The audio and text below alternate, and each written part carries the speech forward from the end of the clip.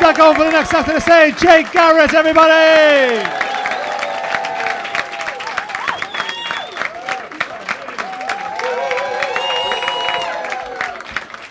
How are we? Everyone all right? Woo! So you've got another one. I'm also a bit desperate. I really thought like, oh yeah, this would be nice and unique. You know, there aren't many like bisexual people around, and then like everyone.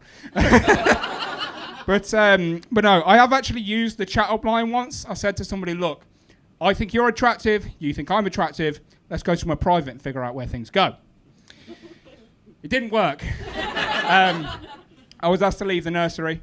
No, not like that, not like that. It was a member of staff. No, I wasn't.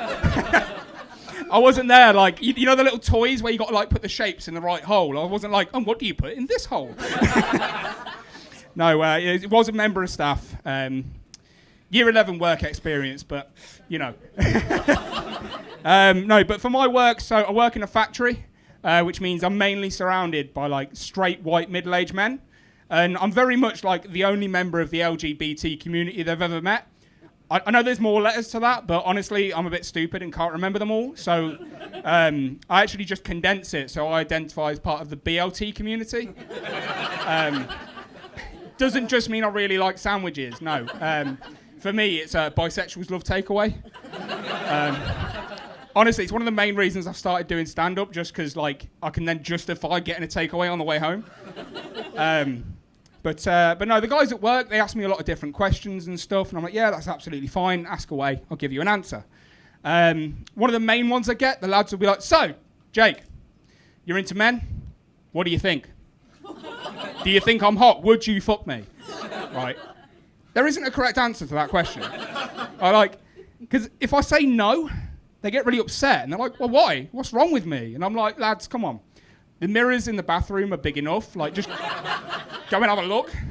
But also, like, I can't say yes, because then they get weirdly defensive. Like, they'll go to pick something up from low down. They'll be like, right, someone fucking watch him. I'm like, lads, I'm gay, not a rapist. It's not the same thing. But I don't actually tell the guys at work, like, straight away that I'm bisexual, because, like, you know, homophobia is still ripe. But, like, it can get me into a bit of trouble, right? So when I first started working there, I've bent over to pick something up, and obviously it's all lad banter. One of the guys walks up behind me, slapped me straight on the arse, right?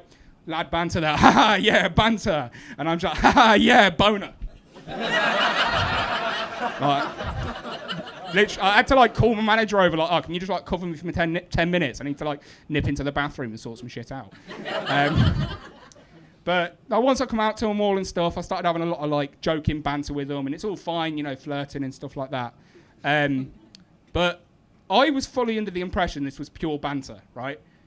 Until one guy sent me a text, right?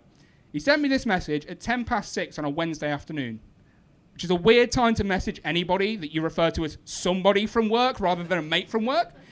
And the text just said, and I remember this vividly because I was fucking terrified. It said, look, since I've got home, I've been thinking about you so much. This gay thing, I really would like to give it a try. So I tried to suck off a banana. It went so far down my throat I was nearly sick, so can I please be the giver in the relationship? I only got it 4 inches in. On the plus side, my arsehole smells of banana. Quite nice. Genuine text, right? And I was just thinking, like, first off, terrified. But secondly, I was like, of all the fruit and veg you could have gone for, you went for a banana. You've got to make sure that is one ripe banana. You know, one that's been like sat on the side for a couple of days, gone a bit brown and mushy. Like, international rules, cucumber. I know my shit. But so I've gone into work the next day, and I'm like scared of this. Like, usually I can play this kind of stuff off all right, but this guy, let's see, how can I describe him?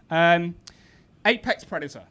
I don't just mean like he's really good at touching kids, right? He's he takes performance-enhancing drugs at work. And when I say that, genuinely throughout one shift, he will have 4 coffees and 7 cans of Relentless. Do cocaine! It would literally be better for you. And like, because he has so much like energy drinks and stuff. Like, I've recently started on Sneak. Any of you's heard of it? Like, it's basically like a powdered energy drink. You mix it up with water. It's meant to be better for you, right? And I was telling him about it. Oh, like, this is, you know, so much better for you. It gives you just as much energy, but it's less likely to kill you. Right? And I was telling him about it. Turned around to do my work. Turned back round. He'd opened the sachet, lined it up on the desk, and fucking snorted the lot. Honestly, I was terrified. Yeah. So, lovely story about sexual harassment in the workplace. And on that, I'm done. Thank you all very much. It's been wonderful.